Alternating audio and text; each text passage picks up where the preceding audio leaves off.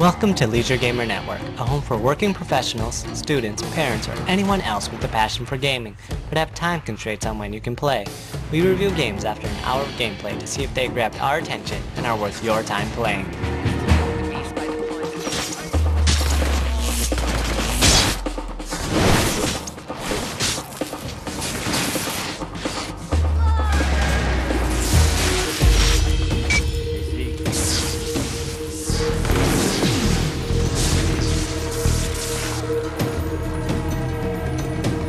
Cole McGrath is back in another epic adventure.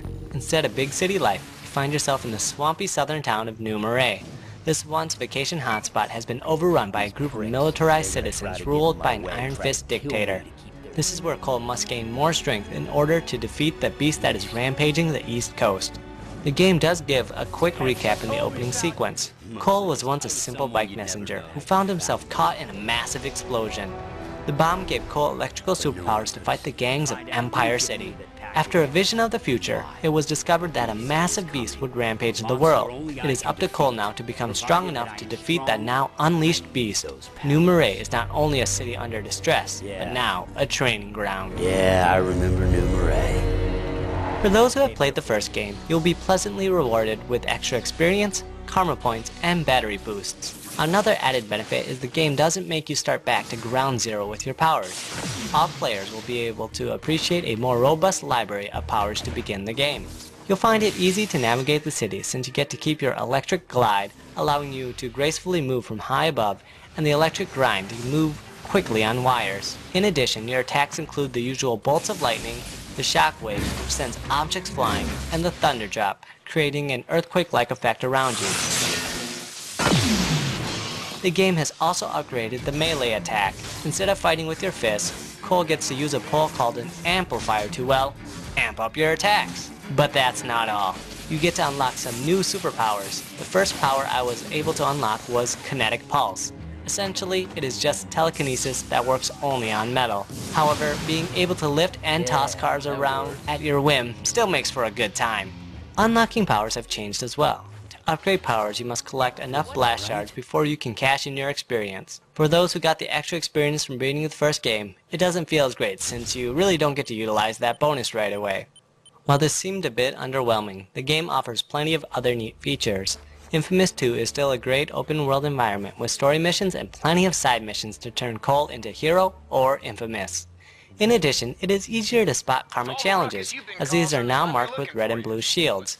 As you are walking around town, you will see in your GPS icons that mark a karma moment on when to stop a mugger or fight some coppers, for example. The game keeps the stellar graphic novel style scenes, as well as cutscenes with the actual character models. This really helps support a stronger storyline, as you won't feel you missed as much when having to listen to those silly phone calls while you're running around. Don't worry, Cole is still using his hands-free phone. Expect more resistance. The militia controls everything going in or out of New Marais. God, how could they let a bunch of hick fascists take over their city? People do strange things when they're afraid. Speaking of Cole, the voice acting for the character has changed from the first game. This is quite a tragedy. Cole just doesn't have the same feel anymore. Otherwise, the rest of the sound effects and upgraded graphics really create a great experience. Place was lawless. It was raunchy, and except for the hangovers, it was goddamn effing. But not anymore. Now these redneck assholes strut up and down the street. The game does offer plenty of checkpoints during missions, as well as the ability to save at any time to retain your experience points. However, if you shut the game off before completing a mission, you will have to start over. The game earns a standard rating of difficulty. You regenerate health over time, making taking cover or retreating for a bit a decent strategy to assure your survival. With plenty of different powers at your immediate disposal, there are plenty of opportunities to find a way to meet your objective.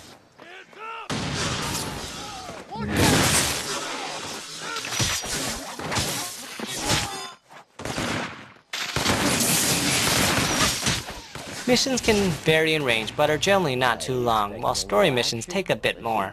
While the game is an open world environment, you won't find too much to do outside the missions. You can certainly take out some bad guys or collect some blast shards. However, you really won't find too much else to do in the game. Therefore, inFAMOUS 2 earns the rating of evening for time commitment. You hear that hippie-ass bucket drummer? Oh, I hate that crap. do ever want a favor and put the fear of God into any street performer you find? I didn't know you hated the arts, pal. The game adds some new powers and a great world to explore. The enhanced graphics and more story-centric cutscenes adds a lot more depth to the game. Fans of the first game will certainly still enjoy all the electrifying fun. Newcomers can also quickly appreciate this super-powered game. However, if you didn't enjoy the first game for whatever reason, don't expect this game to change your opinion of the series. Therefore, Infamous 2 earns a rating of yes, but.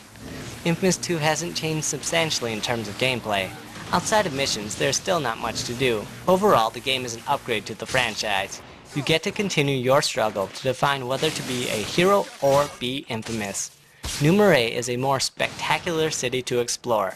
The environment is also more interactive, allowing for more destruction. Of course, nothing is more exciting than unlocking a new superpower. For your own thoughts on the game, post in the comments section below, and remember to subscribe to become part of the Leisure Gamer Network. Till next time, enjoy gaming.